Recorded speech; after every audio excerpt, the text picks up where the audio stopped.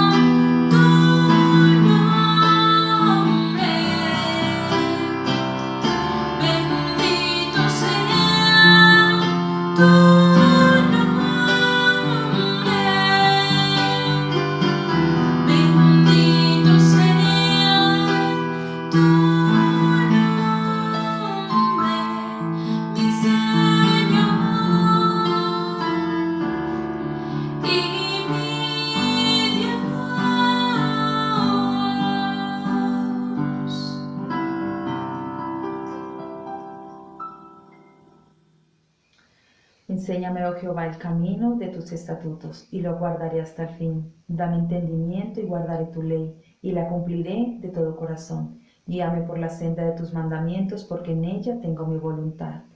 Bendito Rey, una vez más te damos gracias, Señor, por la vida de nuestro apóstol Álvaro. Te pedimos, bendito Dios, que tu favor, tu gracia, tu protección esté sobre su vida, Señor, que tú le guardes y le sigas prosperando. Declaramos bendición para él, para toda su familia, amado Dios. Y también te damos gracias, Señor, en este momento por la vida de nuestro pastor Leonardo. Gracias te damos porque tú eres su sustento, tú eres tu fortaleza, Señor, porque tú le libras del poder del enemigo, Señor. Y te pedimos que tú lo utilices con poder y que con la ayuda de tu Santo Espíritu, Señor, seamos enseñados, Señor, en tu palabra. Síguelo guardando, bendiciendo y prosperando todos los días de su vida. Te damos gracias, Señor, y lo bendecimos en el nombre poderoso de Cristo Jesús. Amén. Gloria al Señor. Vamos a buscar en el Evangelio según San Juan, capítulo 17, versículo 9. El Evangelio según San Juan, capítulo 17, versículo 9. Dice la palabra: Yo ruego por ellos, no ruego por el mundo, sino por los que me diste, porque tuyos son. Señor, te alabamos, te damos la gloria, la honra, el honor a ti, Señor. Te pedimos, Padre eterno, que tú nos ministres tu palabra, a la cual, Señor, nos estamos exponiendo hoy, para que tú nos edifiques con ella, Señor. Te pedimos que tu gracia y tu verdad, bendito Padre del cielo, se manifiesten para que tengamos revelación, Señor, de tus verdades en el nombre de Jesús. Amén. Bien, dice por acá en la palabra de Dios para todos: Oro por ellos y no por el mundo, pues son tuyos y tú me los diste.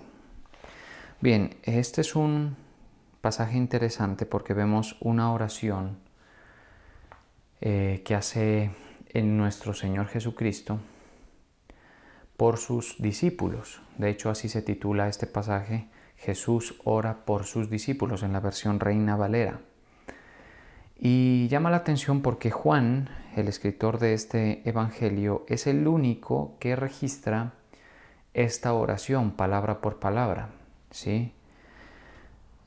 Esto tiene que ver en parte porque el Señor Jesús quiso que esta oración fuera registrada y que la hizo públicamente, la hizo abiertamente, porque normalmente el Señor oraba en privado, como lo sabemos, se mantenía, su momento de oración lo mantenía en privado. Se apartaba, dice la palabra, y buscaba espacios para orar, lejos de la gente, lejos incluso de sus discípulos. En alguna ocasión le andaban buscando y él había salido antes de que saliera el sol, ¿sí?, a orar. Entonces, digamos que podemos considerar este un evento muy especial porque el Señor ora frente a sus discípulos abiertamente y el apóstol Juan, como testigo ocular, como testigo directo del ministerio del Señor Jesucristo, la registró. Y esta oración pues tiene muchas cosas que puede enseñarnos, muchas cosas importantes. Y una de ellas es que el Señor está orando por la gente que Él considera sus discípulos. No está orando por el mundo, ni por las situaciones del mundo, ni por las crisis del mundo, ni por los problemas que hay en el mundo, ni por la política del mundo. Y eso no significa que esas cosas no se puedan hacer, o sea, no se puede orar por esos aspectos.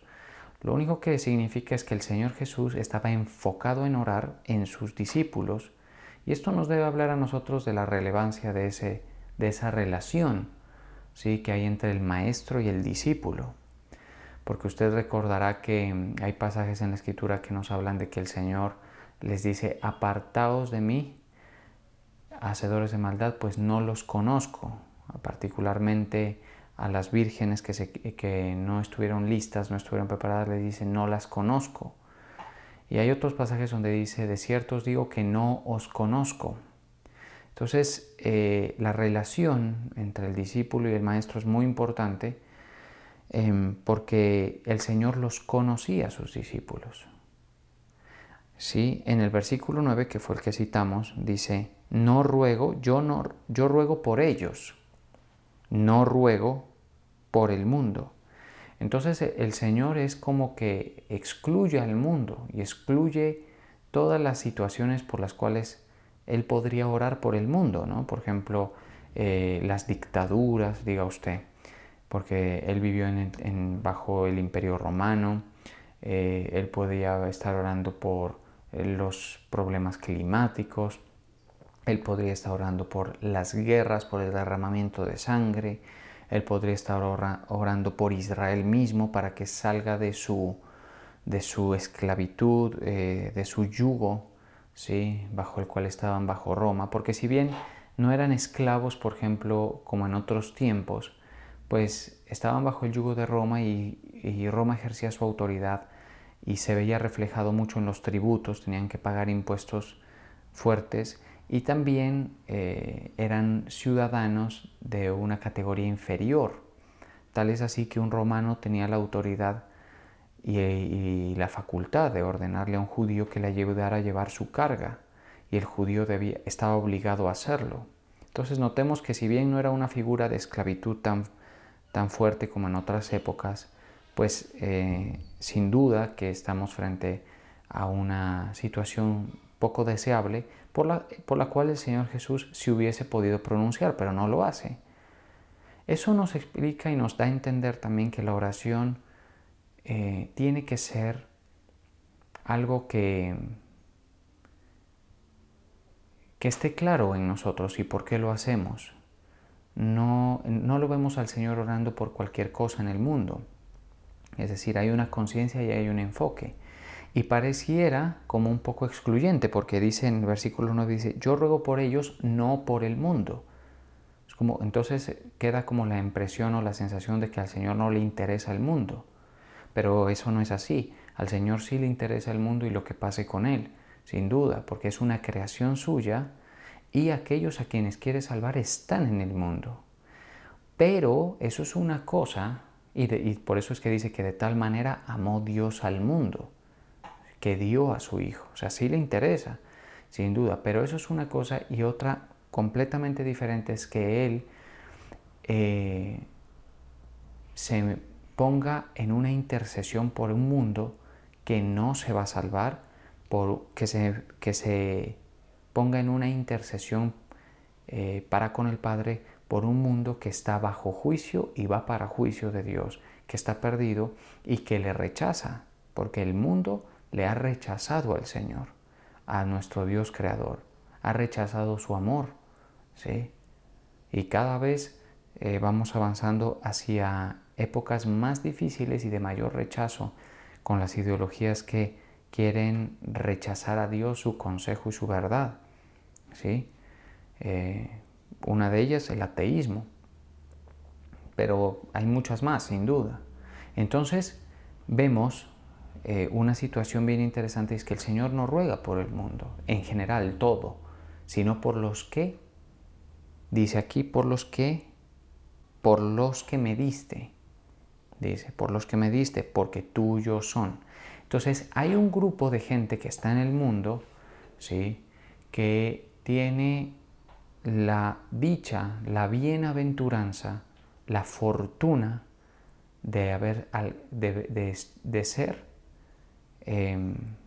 beneficiario de la misericordia de Dios. Dios tuvo misericordia de esas personas. Esas personas son las que han de ser salvas.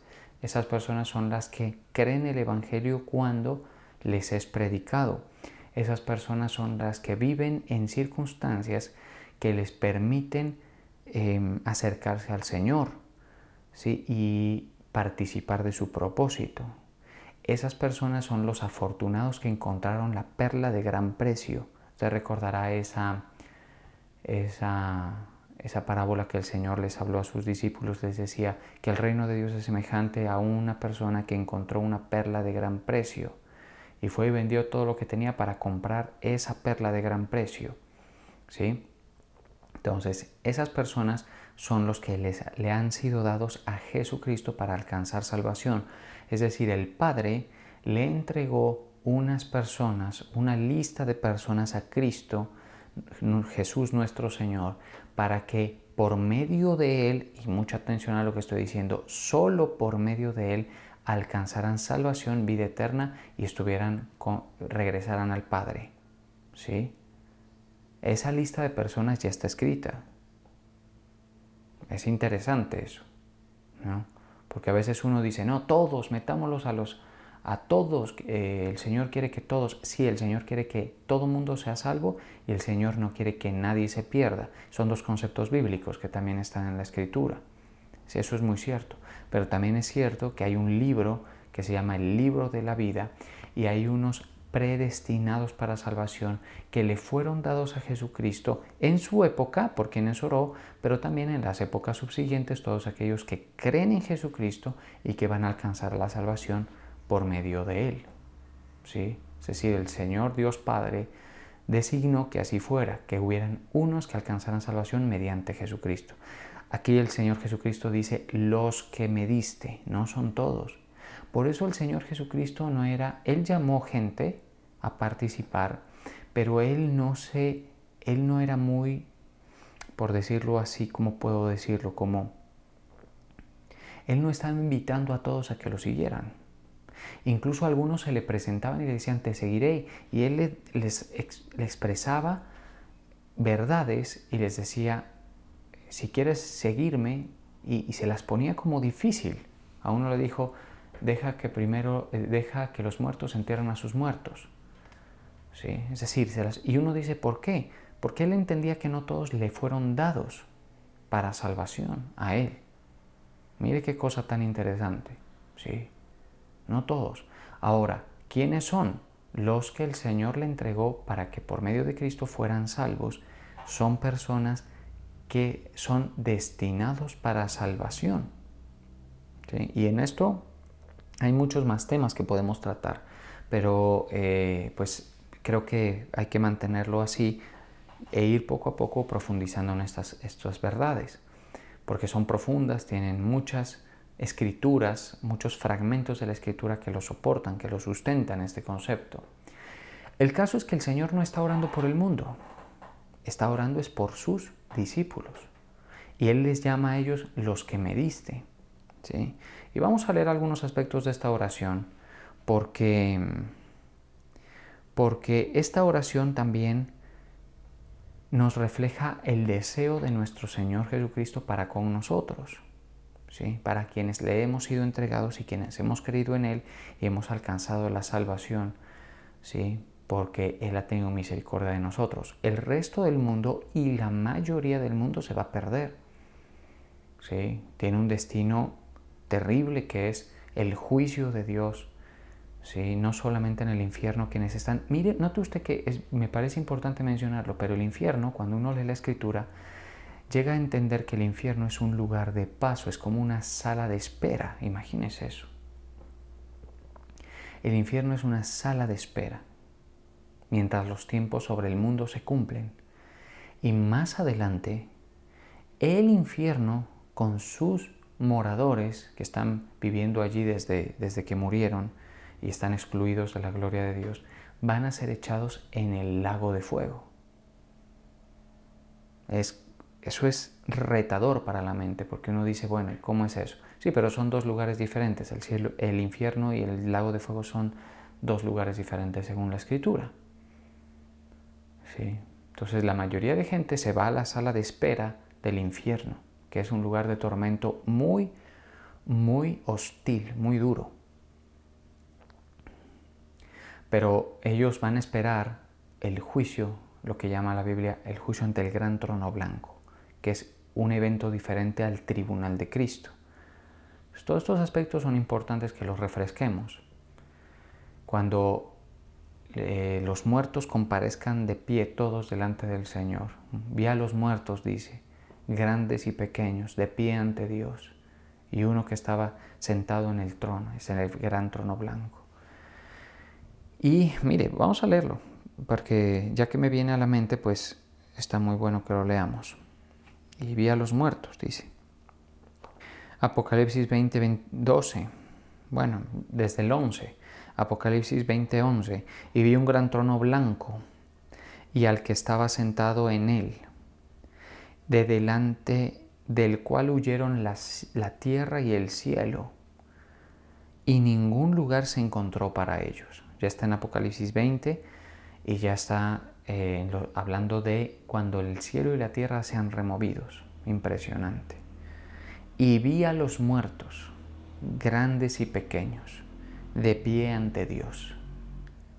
Ese que está sentado en el trono blanco es nuestro Dios.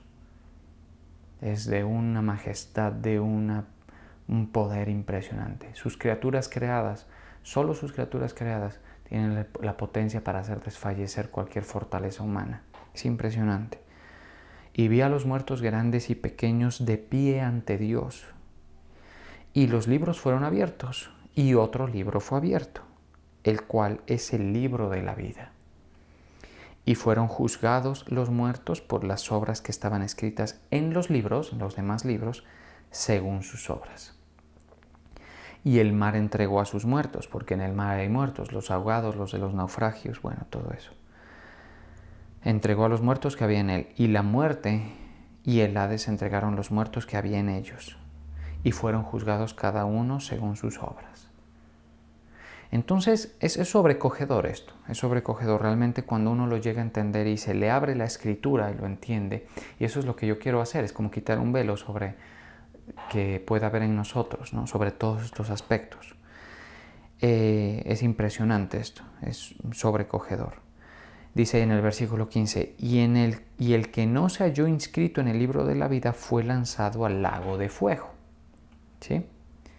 Entonces ahí confirmamos lo que decíamos, el infierno y el lago de fuego son dos lugares diferentes porque el infierno queda en la tierra, de hecho queda en los lugares bajos de la tierra, en el centro de la tierra, para ser exacto, subterráneo, pero espiritual, es impresionante.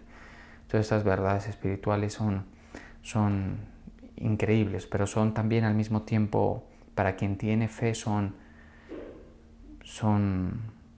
casi que apasionantes las verdades espirituales. Bueno, entonces los que le fueron dados al Señor, volviendo al tema de la oración de Cristo por sus discípulos, son esos también que están escritos en el libro de la vida, porque son destinados para salvación.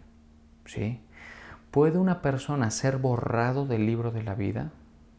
Sí puede ser borrado. Y en Apocalipsis hay un pasaje que habla de eso. ¿Sí? De que pueden haber gente que sea borrada del libro de la vida. Vamos a leerlo. De hecho, en Apocalipsis 22:19 lo dice claramente, refiriéndose a la profecía del Apocalipsis, de la revelación.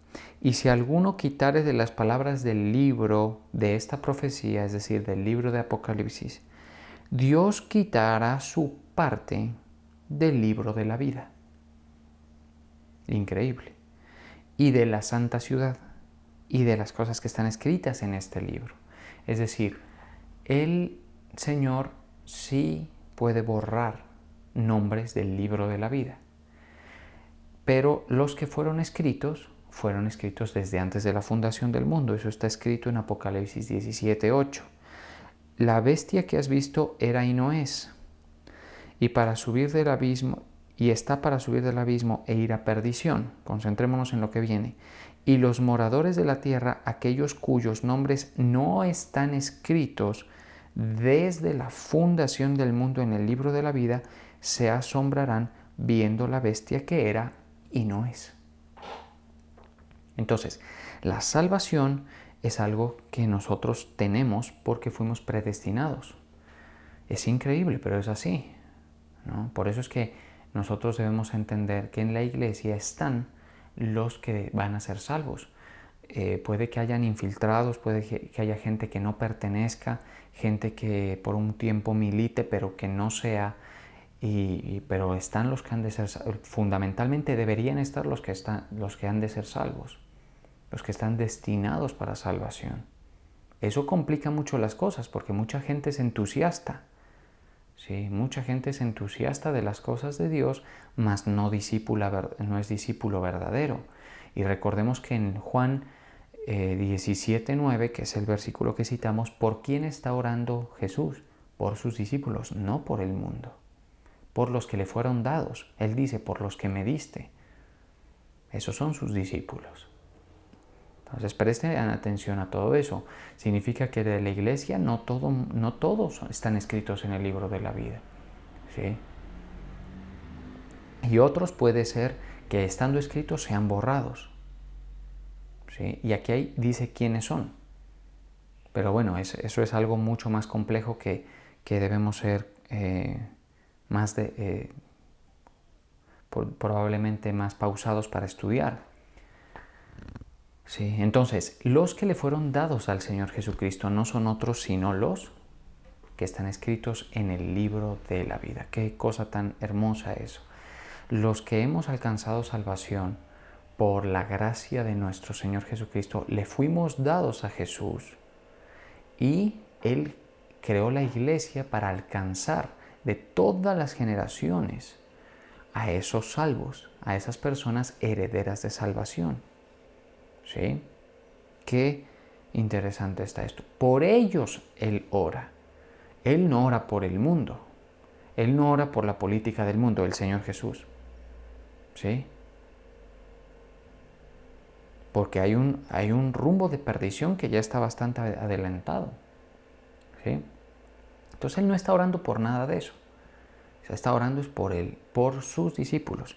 Vamos a volver allí después de haber leído todos estos apartes que son bien importantes, vamos a ir allí a ver cómo el Señor Jesús ora por sus discípulos. Entonces, versículo 1 del capítulo 17 de Juan. Estas cosas habló Jesús y levantando los ojos al cielo, donde está el Señor, pero nuestro Dios no está en el cielo que vemos, ¿no? En el cielo azul, en el cielo donde están las nubes, ni las constelaciones, ni las estrellas, está más allá. Dios nuestro Padre es tan grande que es más grande que las galaxias. Y nosotros sabemos que la Vía Láctea nomás, que es nuestra galaxia, es una cosa, no, eso es, o sea, enorme, ¿no? Ya es una dimensión, pues, que no le cabe a uno en la cabeza. Entonces está después de eso. Pero él alzaba los ojos al cielo, dijo: Padre, la hora ha llegado, glorifica a tu Hijo para que también tu Hijo te glorifique a ti. Bueno, vamos a 2. Como le has dado potestad sobre toda carne, mire, para que dé vida eterna a todos los que le diste. Qué hermoso. Yo estoy realmente, he estado leyendo esto en estos últimos días y, no me deja de sorprender la gracia que hemos recibido. Qué enorme, qué grande. Ojalá pueda yo transmitirles esta verdad y que sea rema, que sea verdad, que lo entiendan, revelación en sus vidas. Porque es que entonces no estamos en esto porque nos dio un capricho. No estamos en esto porque son cosas así, es una religión más, ¿no? Somos herederos de salvación. Tenemos vida eterna, somos carne que recibe vida eterna porque le fuimos entregados a Cristo. Impresionante. Esto es admirable. Y yo sé que con esto surgen preguntas y si las tienen, pues las podemos ir respondiendo en consejería, pero es impresionante estas verdades. Dice: como le has dado potestad sobre toda carne, el Padre le dio potestad al Hijo sobre toda carne para que dé vida eterna a todos los que le fueron dados. Entonces nosotros tenemos vida eterna porque le fuimos entregados a Cristo. Y esta es la vida eterna, que te conozcan a ti, el único Dios verdadero, y a Jesucristo a quien has enviado. Sí, esa es la vida eterna, porque vamos a volver al Padre y lo vamos a ver. Sí, el mundo no conoce a Dios, ni siquiera lo cree que existe, una buena parte. Y otros viven como si creyeran que no existe el Señor, pero en general no lo conocen. La vida eterna es volver a los lugares celestiales, a donde nuestro Padre, vivir como una creación que no cayó, a pesar de que caímos, con Adán caímos, pero a pesar de eso vamos a vivir en comunión con el Dios creador, el único Dios verdadero. Cosa tan hermosa, hermano. Yo te he glorificado en la tierra, he acabado la obra que me diste que hiciese. Ahora pues, Padre, glorifícame al lado tuyo con aquella gloria que tuve contigo antes de que el mundo fuese. Esa gloria es la que vamos a tener nosotros en nuestro cuerpo glorificado, la gloria que el Padre le participa al Hijo y el Hijo a nosotros. He manifestado tu nombre a los hombres que del mundo me diste. Impresionante, esta oración es súper densa en revelación. He manifestado tu nombre a los hombres que del mundo me diste. Tuyos eran y me los diste, y han guardado tu palabra. Por eso es que en el Apocalipsis dice, por cuanto has guardado la palabra de mi paciencia. Porque los que hemos sido, los que somos de Dios, y lo digo sin ningún asomo de orgullo, yo sé que el Señor nos tuvo misericordia de nosotros, ¿sí? Y usted le corresponderá verificar si usted es de Dios o no. Para eso hay que leer la palabra y enterarse de las cosas. Pero yo digo, quienes hemos sido, quienes somos de Dios, guardamos la palabra del Señor, la palabra de fe. No somos perfectos, pero guardamos su palabra. Ahora han conocido que todas las cosas que me has dado proceden de ti, porque las palabras que me diste les he dado y ellos las recibieron. El que no recibe la palabra que Cristo dio y que más adelante dio a sus apóstoles para que la predicaran y que da a sus ministerios legítimos para que la entreguen, no reciben la palabra del Padre, por tanto no reciben vida. El recibir vida es algo de Dios, ¿sí? Pero necesita un proceso, a pesar de que los nombres están escritos en el libro de la vida ya. Por eso la persona que es salva va a finalmente terminar creyendo la palabra del Señor y viviendo por ella. Así es, ¿sí? Yo sé que esto genera muchas preguntas, pero vamos a irlas pues respondiendo en las prédicas siguientes, si el Señor lo permite. Entonces, y han conocido verdaderamente que salí de ti y han creído que tú me enviaste. Por ellos ora el Señor. Él no está orando por todos. Y esto es importante porque la iglesia no está mal que haga obras de caridad, de beneficencia, si las quiere hacer. No está mal que interceda, pero no es para todos. Y no es el mundo, el enfoque y el plan del Señor no es para todos. ¿Sí? Les he dado, dice, y ellos las recibieron y han conocido verdaderamente que salí de ti y han creído que tú me enviaste. Es un grupo de gente que creyó que Cristo fue enviado por el Padre para que se le imputaran nuestros pecados y nosotros pudiéramos recibir vida eterna. Yo ruego por ellos, ahí comenzamos, no ruego por el mundo, sino por los que me diste, porque tuyos son. Y todo lo mío es tuyo y lo tuyo mío, y he sido glorificado en ellos. Yo ya no estoy en el mundo, el Señor se iba. ¿Recuerdan esa prédica que hablábamos que decía, que titulé ¿A dónde vas? Porque el Señor Jesucristo decía, a donde yo voy vosotros no me podéis seguir ahora, pero me seguirás después. Ya se iba el Señor. ¿Viste? Yo ya no estoy en el mundo, mas estos están en el mundo. Y yo voy a ti, Padre Santo, a los que me has dado, guárdalos en tu nombre, para que sean uno así como nosotros. Entonces, los que le fueron dados son guardados en el nombre de Dios, para que sean uno como nosotros. Cuando estaba con ellos en el mundo, yo los guardaba en tu nombre. Esa es la función que Cristo hizo cuando estaba en la tierra. A los que me diste, yo los guardé, y ninguno de ellos se perdió, sino el hijo de perdición, para que la escritura se cumpliese. Esto también nos habla de que dentro de la iglesia pueden haber hijos de perdición. ¿Sí? Entonces, hay gente que no es que pierda la salvación, sino que nunca fueron salvos, son hijos de perdición. Pero Judas era apóstol, ministró todo. Entonces, aquí surgen, como les digo, este es un tema que da para muchos otros temas. Bien, entonces dice, pero ahora voy a ti, dice, y ninguno de ellos sino el hijo de perdición, para que la escritura se cumpliese. Pero ahora voy a ti y hablo esto en el mundo, para que tengan mi gozo cumplido en sí mismos. Yo les he dado tu palabra y el mundo los aborreció porque no son del mundo, como tampoco yo soy del mundo. No ruego que los quites del mundo, sino que los guardes del mal. Bien, o sea, el Señor está hablando sobre ellos y pide acerca de ellos. No está siendo generalista con las cosas. Y nosotros debemos entender la exclusividad que significa ser parte del propósito de Dios. Porque yerra mucho las personas cuando ignoran, ¿sí?, qué es lo que nos pasó. Y lógicamente eso es deber nuestro de los pastores enseñarlo.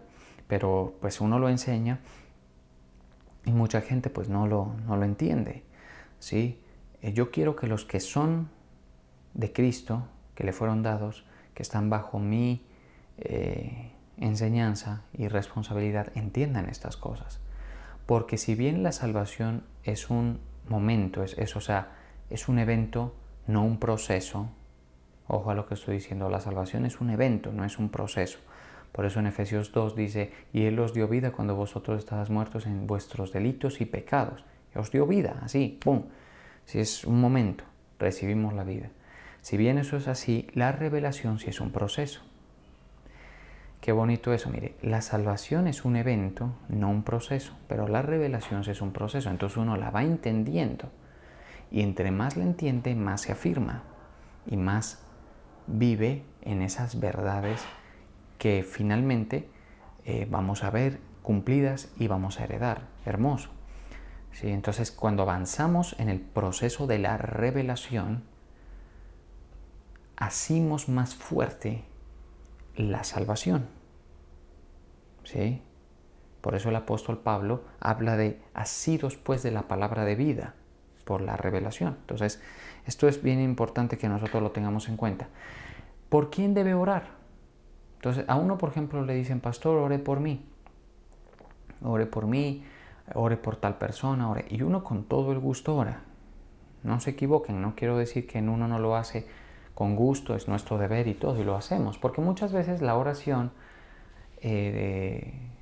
pues no muchas veces, siempre, ¿no? Mueve la misericordia de Dios y cosas suceden.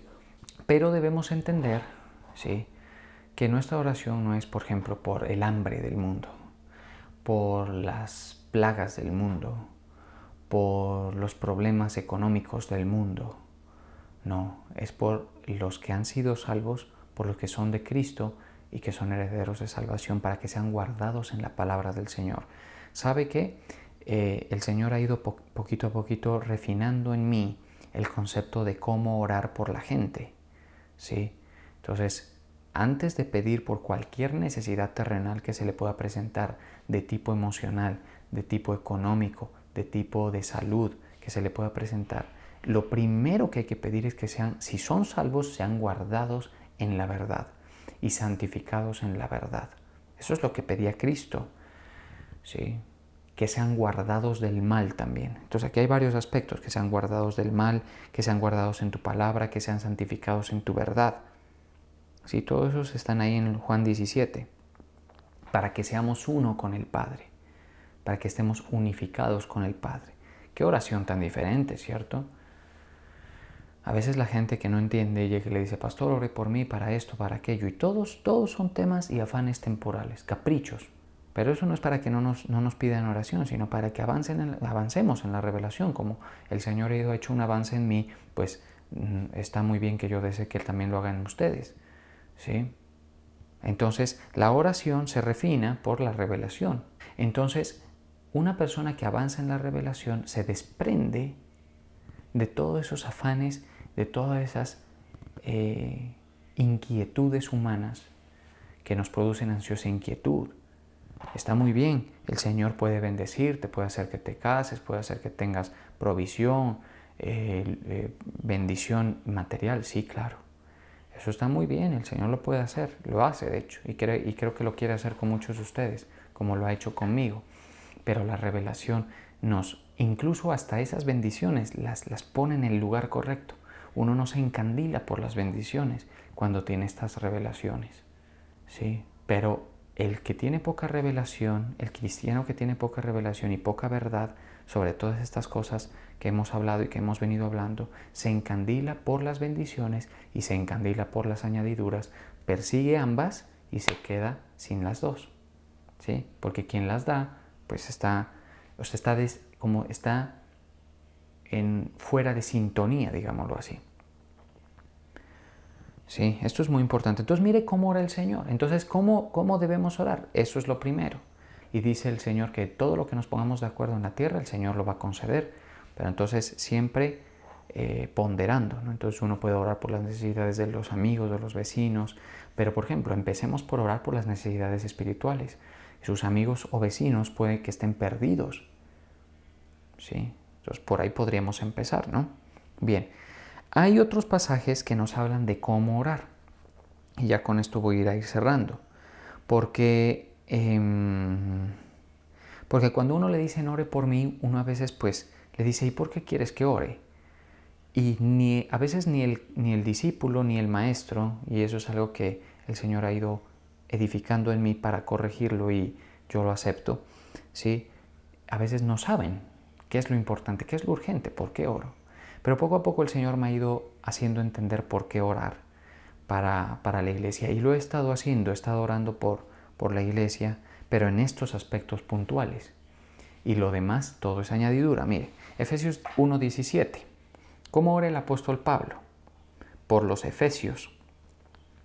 Él ora, dice en Efesios 1:17, dice, para que el Dios de nuestro Señor Jesucristo, el Dios y Padre de nuestro Señor Jesucristo, el Padre de gloria, os dé espíritu de sabiduría y de revelación en el conocimiento de Él. ¿Qué tal esa oración? Entonces ahora últimamente he estado orando, me acuerdo de ustedes, de mi iglesia, y digo, de la iglesia que Dios me entregó, y digo, Señor, que el Padre, oramos para que el Dios de nuestro Señor Jesucristo, Padre, te pido, les des espíritu de sabiduría y de revelación en tu conocimiento. Mi hermano, un cristiano que conoce más al Señor con sabiduría y revelación es un cristiano que está por encima de muchas cosas. ¿Sí? Muchas cosas que los turban, que los aquejan, que los angustian, que les roban la paz, que los hacen quejumbrosos, que los drenan a los salvos que no tienen conocimiento, revelación, sabiduría. ¿Sí? Si podemos entender eso, mi hermano, o sea, la vida toma un sentido diferentísimo. Los afanes del diario vivir. ¿Sí? ¿Qué más se debe pedir?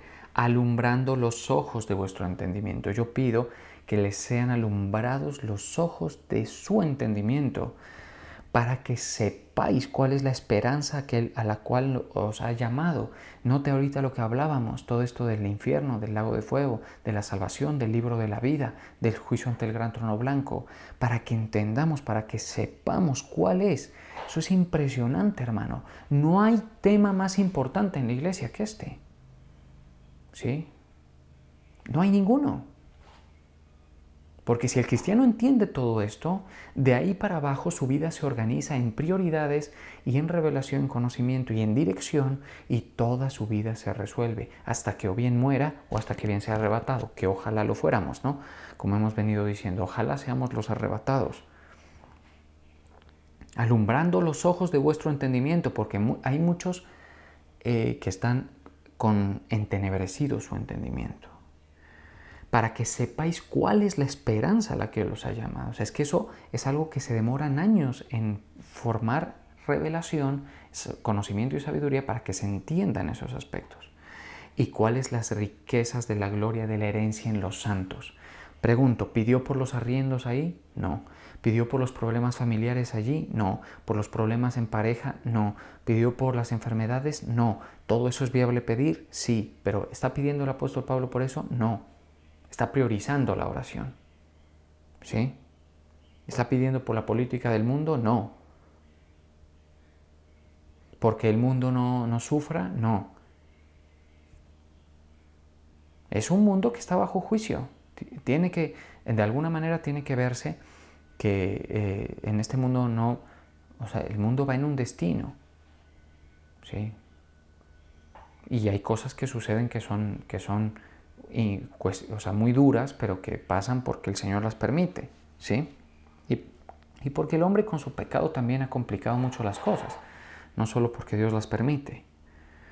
Ahora, pregunto, ¿ora por los afanes normales de la gente? No, Él ora por revelación, sabiduría, alumbrar los ojos de vuestro entendimiento, para que sepáis cuál es la esperanza a la que Él os ha llamado y cuáles las riquezas que el cristiano es rico cuando entiende todas estas cosas. ¿Y cuáles las riquezas de la gloria de su herencia en los santos?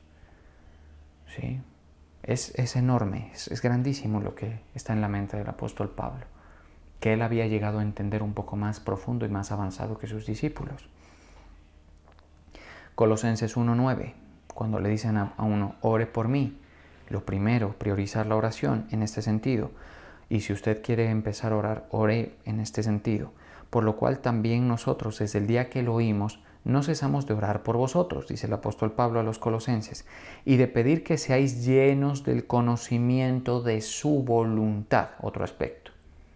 Señor, que sean llenos del conocimiento de tu voluntad, en toda sabiduría e inteligencia espiritual. ¿Por qué un cristiano que no tiene conocimiento de la voluntad de Dios en toda sabiduría y inteligencia espiritual es un cristiano que da tumbos, se equivoca, se enreda, no vive con paz, no vive con gozo? ¿Sí? Para que andéis como es digno del Señor, no andan como es digno del Señor. Entonces, para que andéis, cuando el cristiano entiende, cuando el cristiano conoce, ¿sí?, cuando entiende la voluntad del Señor, cuando pasan todas esas cosas, ¿sabe qué sucede? Que anda como es digno, agradándole al Señor en todo, llevando fruto en toda buena obra y creciendo en el conocimiento de Dios. Mire los aspectos de avance. Por eso, si usted siente que ha avanzado en el conocimiento, en la revelación, esos son factores muy importantes de avance en un cristiano. Muy importantes. Y entonces así nos encontramos muchas oraciones. Entonces nosotros debemos tener en cuenta esto. ¿Por qué? Porque es proceso de edificación, proceso de revelación.